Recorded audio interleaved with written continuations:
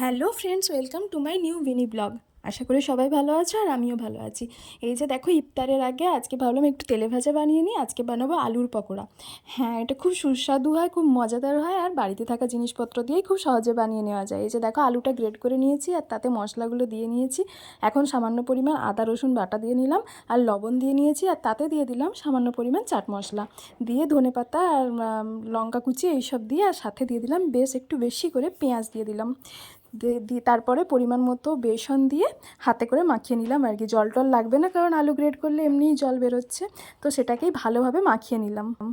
এরপরে মনে হলো আরেকটু বেসন অ্যাড করলে ভালো হবে, তো আরেকটু বেসন অ্যাড করে নিলাম, দিয়ে হাতে করে ভালো করে মাখিয়ে নিলাম।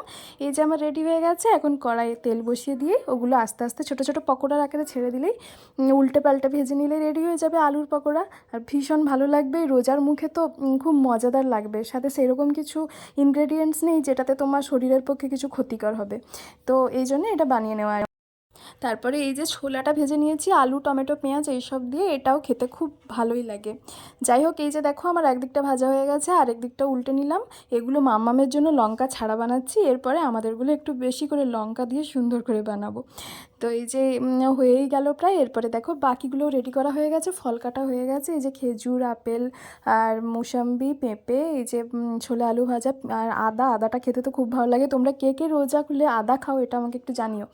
আর এই যে একটা শসা দিয়ে আর পেঁয়াজ দিয়ে, কাঁচা ছোলা দিয়ে, এইসব দিয়ে একটা স্যালাড বানাই, যেটা খেতে খুব ভালো লাগে। সাথে লেবুর রস দিয়ে দিলে সেটা তো আরও ইয়াম্মি লাগে। আর বিট লবণটা তো মিস করা যাবেই না। এমনি লবণের থেকে বিট লবণটা দিলে, এই যে এইটার কথাই বলছিলাম, ভীষণ ভালো লাগে খেতে খেতে। আর সাথে দেখো এই যে তরমুজ কেটে নিয়েছি, এটাও খেতে বেশ ভালো লাগে, যদিও এখনও সেরকম গরম পড়েনি। আর এই যে আমার মাম্মাম এতক্ষণে ঘুম থেকে উঠেছে, আমারও কাজটা গোছানো হয়ে গেছে, একদিক দিয়ে ভালোই হয়েছে। আর এই যে দেখো, তারপরে সন্ধেবেলা বাবা মেয়ের খেলা দেখো। তার বাবাকে সে পানিশমেন্ট দিয়েছে, সে হচ্ছে টিচার আর আমরা হয়েছি তার স্টুডেন্ট। যাই হোক, সে পানিশমেন্ট দিয়েছে, এইসব খেলা হচ্ছে বাচ্চাদেরকে নিয়ে, এগুলোতেই তো মজা বলো। ওদের সঙ্গে তো একটু আমাদেরকে টাইম দিতেই হয়, নাহলে ওর ভালো লাগবে না। যাই হোক, আজকের ব্লগটা এই পর্যন্তই। সবাই ভালো থেকো, টাটা।